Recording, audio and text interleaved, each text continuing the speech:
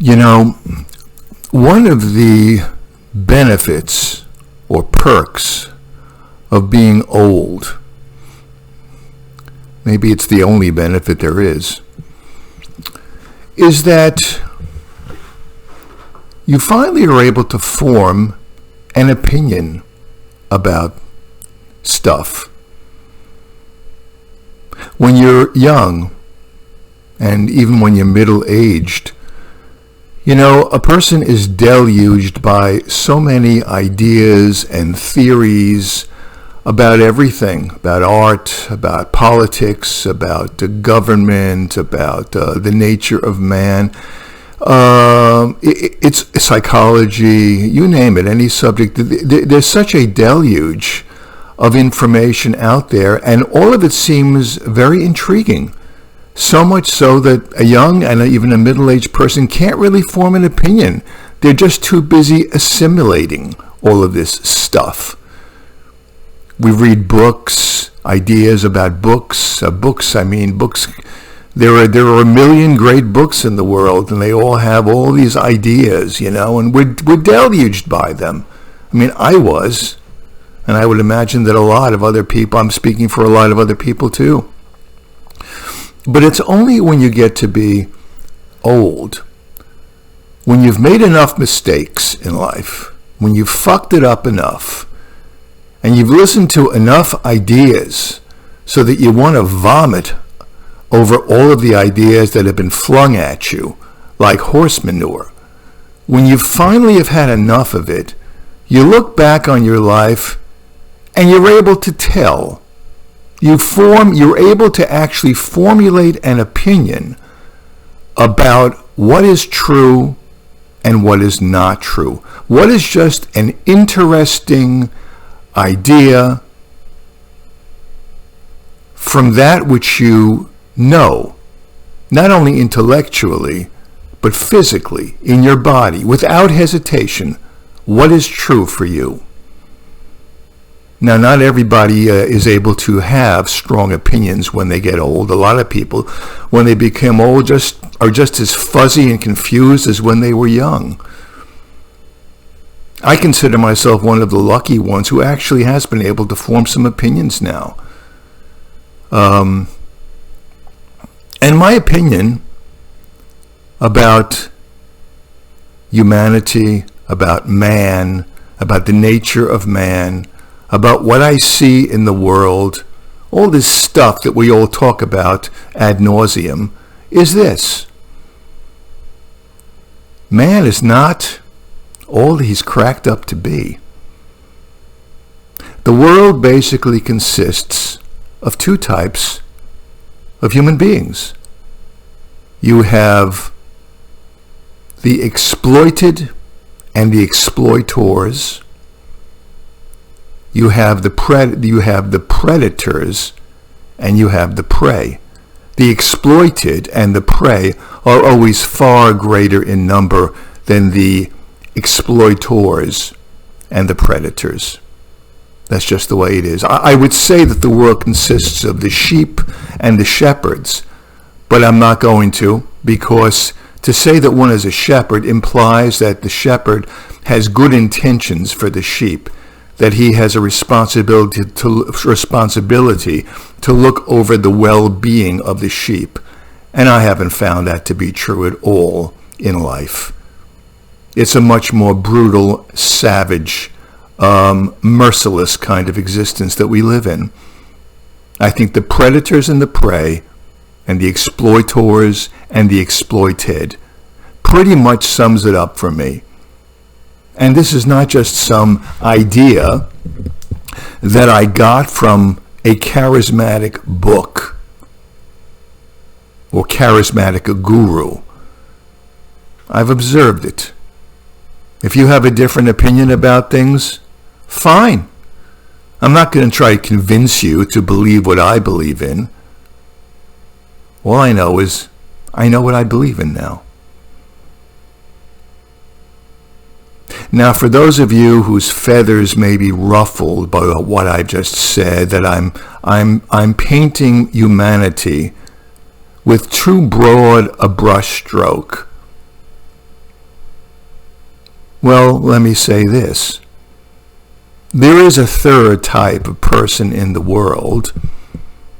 These would be the artists like the Beethovens of the world, the Isaac Newtons, the Einsteins, the Leonardo da Vinci's, the Mozarts. But these people, they're not really people. These people are angels. Angels do exist in the world.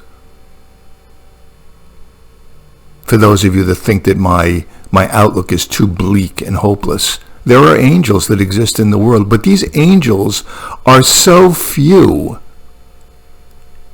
so statistically insignificant when compared to the predators and the prey categories, that they virtually do not exist.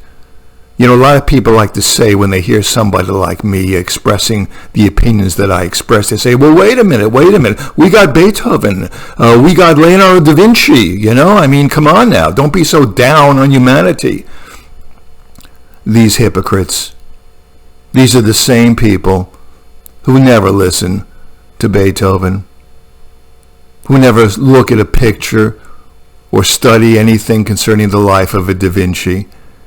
They just say this in a kind of a rote, knee-jerk reaction so they can feel good about themselves.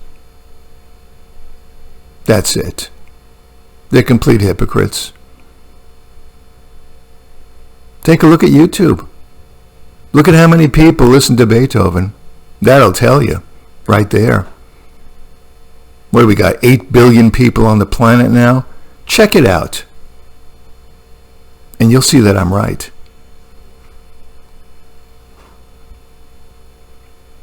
So all this talk about what's the best way to organize society, what's the best form of governance, what's the best political system, political science, psychology, it bores me. It bores me just as much as these interminable talks about whether God exists that I used to have when I was a freshman or a sophomore in college. These open-ended talks that lead nowhere. They lead nowhere. Predators and prey, exploiters and exploited. It's very simple. If I had said this to you 20 years ago, I would be remiss. I would be shooting my mouth off without knowing anything. But I'm not remiss now. So to hell with psychology. To hell with Freud. To hell with Leviathan. Who's the author of Leviathan, the political science book, the revolutionary book, Leviathan by Hobbes. To hell with him. To hell with economics. We don't have economics now, the law of supply and demand and all that stuff. Obviously. To hell with all of that. I've listened to all this stuff, and at some point, you know, when you listen enough and your eyes get glazed over by it, everything finally begins to crystallize and to gel. And now for those of you who think, again, that this is just too hopeless and bleak an outlook, I say this. I say what Gandhi said. He said, if you want to change the world, change yourself. Stop masturbating by having endless discussions about the best political system. Stop occupying your time with these endless debates about the external world, because the external world is toxic, and no matter what you come up with, it will always be the predators and the prey and the exploiters and the exploited. It's baked into the cake. So I say, change yourself. Look inside yourself. If everybody looks inside, of course they're not going to do this, but if everybody, this is the true answer. If everybody looked into themselves, yeah, things would really change for the better. Go deeply into yourself. It's the only place there is that I found that is not toxic. Be creative. If you have a talent, go into that talent. Squeeze it for all it's worth. If you don't have a talent, or if you're not sure, explore it. And if you're sure that you don't have any particular talent, then focus your attention on those angels in the world, those statistically insignificant angels who have enormous talent. Do that. That's non-toxic. That is the way to change. Change yourself. And stop wasting your time on different people's opinions about the spirit of man. Enough already.